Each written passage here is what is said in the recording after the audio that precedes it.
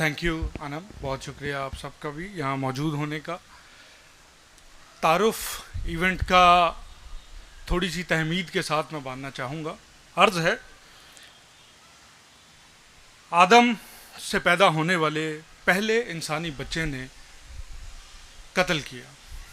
उसके बाद थोड़े ही अरसे में दुनिया तशद्दुद से भर गई और खुदा ने देखा कि नस्ल इंसानी की बदी ज़मीन पर बहुत ज़्यादा बढ़ गई है। उसके बाद हम रिलीजियस लिटरेचर में सबसे ज़्यादा मायनी खेज़ जुमले को पढ़ते हैं। पैदाइश की किताब बाइबल मुक़द्दस में लिखा है, खुदा को अफसोस हुआ कि उसने इंसान को ज़मीन पर बनाया और उसका दिल दर्द से भर आया। इसके बाद अमन के खुदा के नाम पर जंगे, मोहब्बत के खुदा के नाम पर नफ़रतें और रहम के खुदा के नाम पर जुल्म वजूद में आ गया। जब भी ऐसा होता है तो खुदा इंसानी ज़मीर के अंदर से कहता है कि मेरे नाम पर मत करें। मज़हब दुनिया में ताकत की दलील के तौर पर दाखिल हुआ और मज़हब और रियासत इन दोनों की कोई अलहदगी नहीं हुआ करती थी, बल्कि मज़हब ही रियासत का मारवाई वजूद था। मज़हब एक वो तकद्दुस का लिबास था जिसे इक़्तिदार के नंगे हसूल की नकाब पोशी करने के लिए पहना जाता था और अब भी पहना जाता है। एक मशहूर philosopher, political philosopher Niccolo Machiavelli कहते हैं कि प्यार करने से डरा कर रखना बेहतर है, और गौर करें तो दहशतगर्द और कत्ल करने वालों का मसलक भी यही है कि प्यार करने की बजाय लोगों को डरा के रखें। मजहबी तशद्दुद आज तेज़ी से बढ़ रहा है। पिछली दहाई में पुरतशद्दुद फ़िरका वाराना मजहबी कशीदगियों में तेज़ी से इजाफ़ा देखने में आया है। इनमें इस्लामी इंतहा पसंदों का आलमी जिहाद, मशरिक़ वस्ता में शिया सुन्नी के दरमियान इक़्तिदार की लड़ाइयाँ और म्यांमार में रोहिंग्या मुसलमानों के ऊपर जुल्म, अफ्रीका में मसीहियों और मुसलमानों के दरमियान तशद्दुद के वाक़यात मजहबी तशद्दुद के अंदर शामिल हैं। प्यू रिसर्च की एक रिपोर्ट के मुताबिक 2018 में दुनिया के 1/4 से ज़्यादा ममालिक ने मजहबी मुनाफरत, मज़हब से मुताल्लिक़ हजूमी तशद्दुद, दहशतगर्दी और मजहबी ज़ाब्तों के ख़िलाफ़ वर्जी करने के वाक़यात का सामना किया है। 2018 की माइनॉरिटी राइट्स रिपोर्ट के मुताबिक जंग से मुतासरा और जंग से जो मुल्क नहीं मुतासरा हुए उनके अंदर भी बड़े पैमाने पर कत्ल और दीगर मज़ालम बढ़ते नज़र आ रहे हैं, जबकि 50 से ज़ायद मुल्कों में खूनी तसादम रिकॉर्ड किए गए हैं, यानी कि आम सतह से ज़्यादा होना शुरू हो गए हैं। सबसे ज़्यादा रिपोर्ट जिन मुल्कों में ये किए गए उनके अंदर इराक़, शाम, नाइजीरिया, हिंदुस्तान, म्यांमार, बांग्लादेश और हमारा वतन अजीज़ पाकिस्तान शामिल है।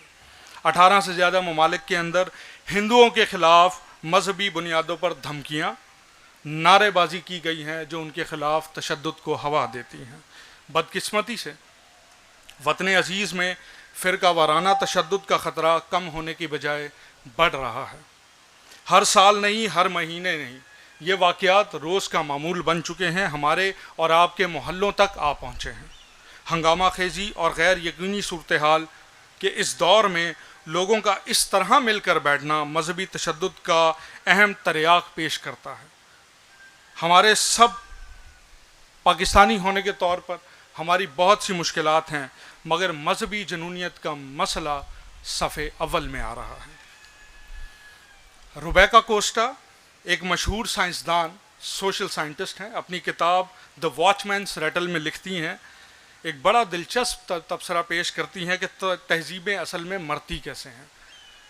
वो कहती हैं कि जब कौमों के मसाइल बहुत पेचीदा हो जाते हैं तो उनका मुआशरा इस हद तक पहुंच जाता है जिसे वो अपनी किताब में नहज कहती हैं। वो लिखती हैं, जब कौमें इस नहज पर पहुंच जाती हैं तो वो हाल से मुस्तकबिल का रास्ता बनाने की कुव्वत से कासिर हो जाती हैं, मुआशरती पेचीदगियाँ हल करने की सलाहियत से माजूर हो जाती हैं, उनमें ताकत नहीं बचती।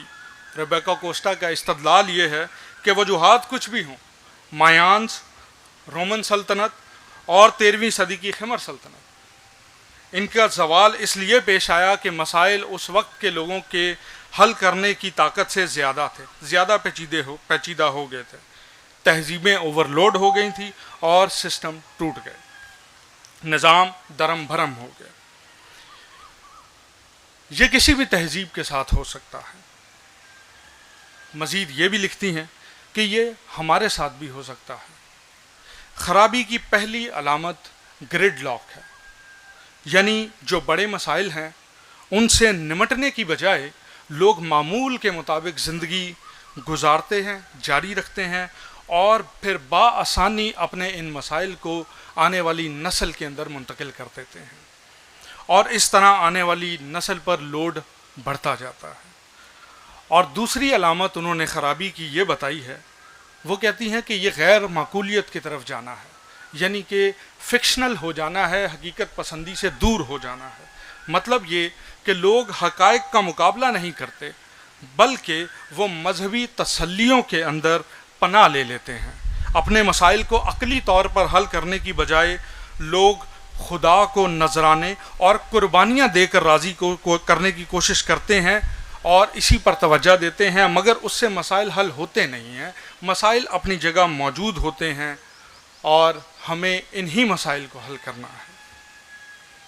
ہمیں آج اس ایونٹ کرنے کا مقصد یہ ہے کہ ہمارے اندر جو وی ورسز دیم کی سوچ ہے، ہم اچھے اور وہ برے کی جو سوچ ہے، اس کو کم کرنا ہے، اس کو ختم کرنا ہے، ان مسائل کو آج حل کرنا ہے، تاکہ ہمارے آنے والی نسلیں ان مسائل سے دوچار نہ ہوں۔ ان کے اور مسائل ہوں گے، ایسا نہ ہو کہ وہ اپنے مسائل سے بھی ڈیل کریں اور ہمارے چھوڑے ہوئے مسائل سے بھی ڈیل کریں۔ اس لیے ہمدردی، معافی اور امن کے پھیلاؤ کی آج پہلے سے بہت زیادہ ضرورت ہے۔ صبر، تحمل، افہام و تفہیم، آمنے سامنے بات چیت، مذہبی مفاہمت کی مسلسل بڑھتی ہوئی کالنگز پولرائزیشن کے منظرنامے کو ختم بھی کر سکتی ہیں، اور آج اس پولرائزیشن کے دور میں بہت اہمیت کی حامل ہیں۔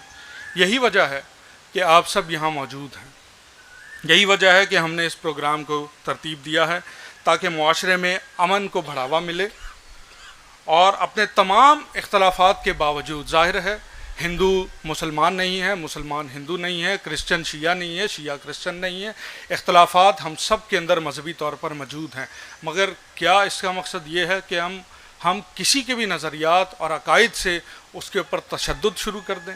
یہ ہرگز مقصد نہیں ہے۔ اس پروگرام کا مقصد یہ ہے کہ ہم معاشرے میں اپنے تمام مذہبی فرق کے باوجود بقا کو اور باہمی وجود کو ترجیح دیں، اپنے تمام ڈفرینسز کے ساتھ معاشرے کو اچھا بنائیں، بہتر بنائیں اور اسی کے اندر رہنا سیکھیں۔ یہی اس پروگرام کا، آج کے اس پروگرام کا مقصد ہے۔